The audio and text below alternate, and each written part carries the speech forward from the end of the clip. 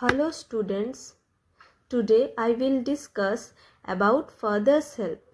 Father's Help হচ্ছে তোমাদের class 10 এর ওয়েস্ট বেঙ্গল বোর্ডের ফার্স্ট চ্যাপ্টার লেসন 1। তো Father's Help কে লিখেছেন? Father's Help লিখেছেন আর.কে. নারায়ণ। ফার্স্টে আমরা পড়ব আর.কে. নারায়ণের পরিচয়। R.K. Narayan 1906-2001 is one of the leading figure of early Indian literature in English. R.K. Narayan K R.K. Narayan হচ্ছে অন্যতম একজন চরিত্র। কিসের চরিত্র? তিনি হচ্ছেন ইন্ডিয়ান লিটারেচার মানে ভারতীয় সাহিত্যের ইংলিশে ভারতীয় সাহিত্যের একজন অন্যতম মুখ বা অন্যতম মানুষ। His notable work include Malgudi Days and the Guide. তার কিছু অন্যতম লেখা হচ্ছে মালগুড়ি ডেজ এবং the guide. He was awarded the Satya Academy Award in 1958 for the Guide. এই দ্য গাইড লেখার জন্য তাকে সাহিত্য একাডেমি অ্যাওয়ার্ড দেওয়া হয়েছিল। কত সালে দেওয়া হয়েছিল? 1958 সালে দেওয়া হয়েছিল। এবার স্টোরিটা কি নিয়ে সেটার কিছু বর্ণনা এখানে দেওয়া আছে। The story an edited excerpt from Malgudi Days. এই স্টোরিটা কোথার থেকে নেওয়া হয়েছে? এক্সক্রিপ্ট মানে নেওয়া হয়েছে মালগুড়ি ডেজের থেকে। এই মালগুড়ি ডেজ নামের যে গল্পটা আছে এর থেকে এই ফাদার্স হেল্প একটা ছোট গল্প নেওয়া হয়েছে। ইজ অ্যাবাউট এ ইয়াং বয়। এটা কাকে নিয়ে লেখা হয়েছে? একটা বাচ্চা ছেলেকে নিয়ে, একজন ছেলেকে নিয়ে লেখা হয়েছে, কল্ড স্বামীনাথন। যার নাম কি? যার নাম হচ্ছে Swaminathan. Who is unwilling to go to school. তার স্কুলে যাওয়ার একটুকু ইচ্ছা ছিল না, সেটা নিয়ে তাকে নিয়ে লেখা হয়েছে। বাট ইজ ফোর্সড, কিন্তু তাকে ফোর্স করা হয়েছে, যাওয়ার জন্য বাধ্য করা হয়েছে, বাই হিজ ফাদার, তার বাবার দ্বারা, টু অ্যাটেন্ড স্কুল। স্কুলে যেতে তার বাবা তাকে কি করেছিল? বাধ্য করেছিল।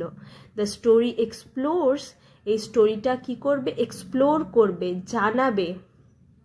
হাউ, কিভাবে, through the event that follows, কি কি ঘটনা ঘটেছিল। Swami's original reservation about his teacher Samuel get transfer considerably. স্যামুয়েলের নিয়ে স্বামীর যে ধ্যান ধারণা ছিল, ভাবনা ছিল, সেটা তার টিচার স্যামুয়েলের নিয়ে সেটা কিভাবে ট্রান্সফর্মড, চেঞ্জ হয়ে যাবে, ট্রান্সফার হয়ে যাবে, চেঞ্জ হয়ে যাবে কনসিডারেবলি, হঠাৎ করে। সো এবার আমরা কি পড়ব?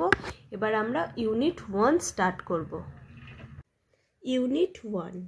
Laying in bed Swami realise with a shudder that it was Monday morning.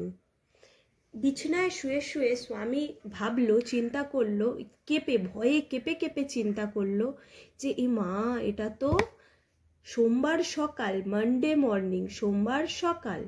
It looked as though only a moment ago it was Friday. এই তো কিছুক্ষণ আগেই। It looked like, এটা দেখে মনে হচ্ছে only a moment, কিছুক্ষণ আগেই it was Friday, শুক্রবার ছিল। এত তাড়াতাড়ি সোমবার চলে এলো। Already Monday was here. Already সোমবার চলে এসেছে। He hoped he did not have to go to school. সে ভাবছে যাতে আমাকে কোনোভাবেই না স্কুলে যেতে হয়। At 9 o'clock স্বামী ওয়েলড।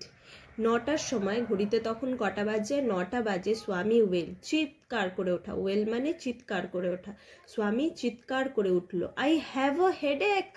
আমার মাথায় ভীষণ ব্যথা করছে। হেডেক মানে মাথা ব্যথা। আই হ্যাভ আ হেডেক, আমার মাথায় ভীষণ ব্যথা করছে। Mother generously suggested that Swami might stay at home. মা কি করলো? মা একদম ভালোভাবে, একটু কশিয়াসলি মানে চিন্তিতভাবে তাকে কি বললো? তাকে সাজেস্ট করলো, তাকে বললো যে স্বামী তুমি বাড়িতেই থেকে যাও। স্টে মানে থেকে যাওয়া, অ্যাট হোম বাড়িতেই থেকে যাও। At 9:30 ঘড়িতে কটা বাজে? এবার 9:30 বাজে। When he ought to have been in school prayer hall, Swami was lying on the bench in mother's room. 9:30 যখন সে কি করে, সে ওথ মানে শপথ গ্রহণ করে, কোথায়? স্কুলের প্রেয়ার হলে, মানে প্রেয়ার করে, স্কুলের প্রেয়ার হলে বসে প্রেয়ার করে। তখন সে কোথায়? স্বামী ওয়াজ লাইং, তখন সে কি করছে? সে শুয়ে আছে। কোথায় শুয়ে আছে? অন দ্য বেঞ্চ, একটা বেঞ্চে, ইন মাদার্স রুম, মায়ের রুমের একটা বেঞ্চে সে শুয়ে আছে। ফাদার আস্কড হিম, এবার কি হয়েছে? এবার বাবা এসেছে। এবার বাবা, স্বামীনাথনের বাবা স্বামীকে জিজ্ঞাসা করছে, have you no school today? আজকে কি তোমার কোনো স্কুল নেই? হেডেক, মাথা ব্যথা। স্বামী রিপ্লাইড, স্বামী বলল, বাবা আমার ভীষণ মাথা ব্যথা। Nonsense, dress up and go. Nonsense, সব ভুলভাল কথা, জামা কাপড় পরো এবং স্কুলে যাও। এটা কে বলল? এটা স্বামীনাথনের বাবা বলল। স্বামী আবার বলল, ফাদার হেডেক, আমার মাথা ব্যথা, headache. Loaf about less on Sundays and you will be without a headache on Monday.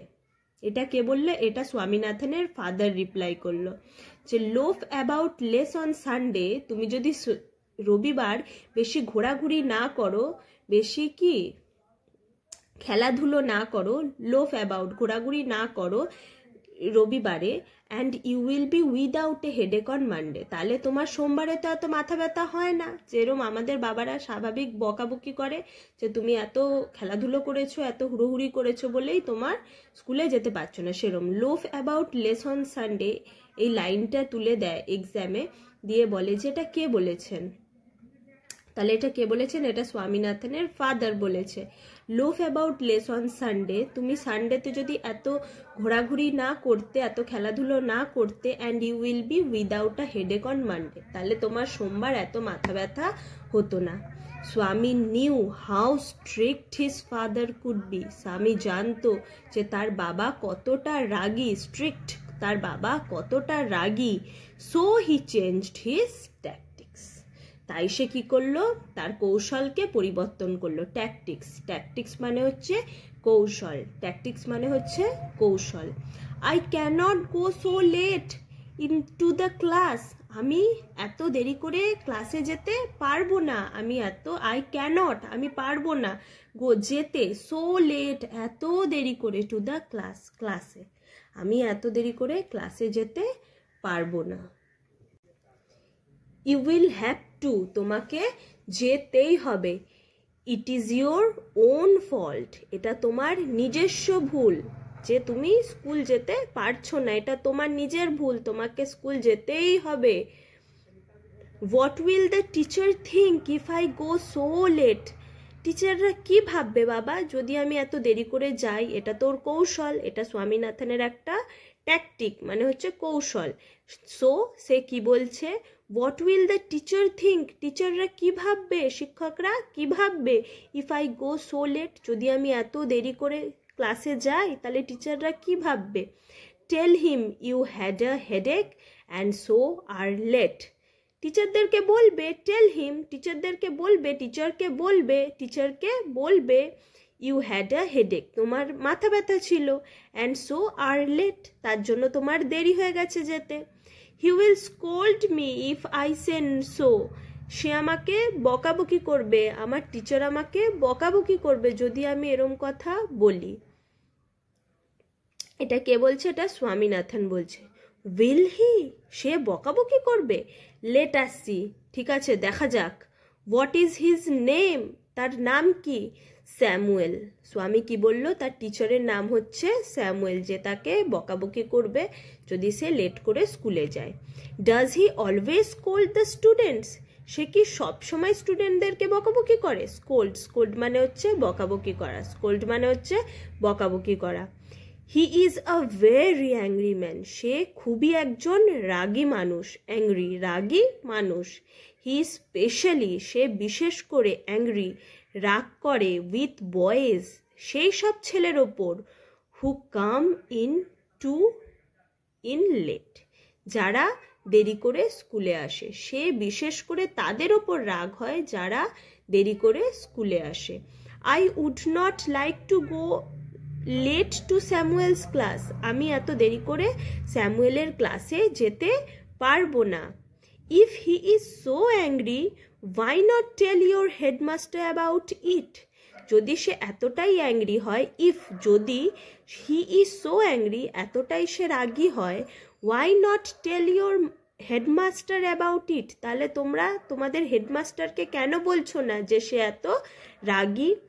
দেশে তারা বলে that even the headmaster is afraid of him, যে হেডমাস্টারও নাকি স্যামুয়েলকে, হিম মানে হচ্ছে এখানে বোঝাচ্ছে স্যামুয়েলকে ভয় পায়। অ্যাফ্রেড মানে হচ্ছে ভয় পাওয়া, যে তারা বলে যে হেডমাস্টারও নাকি স্যামুয়েলকে ভয় পায়।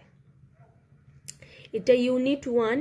এবার ইউনিট 2 আমরা পরের দিন আলোচনা করব। সো যদি এই ভিডিওটা তোমাদের পছন্দ হয় তাহলে একটা লাইক করবে, শেয়ার করবে এবং আমার চ্যানেলটাকে নেক্সট ভিডিও পাওয়ার জন্য আমার চ্যানেলটাকে সাবস্ক্রাইব করে রেখো। কালকে পরের প্যারাটা আসছে, পরের ইউনিট 2 and 3 কালকে ভিডিও আসছে। Thank you.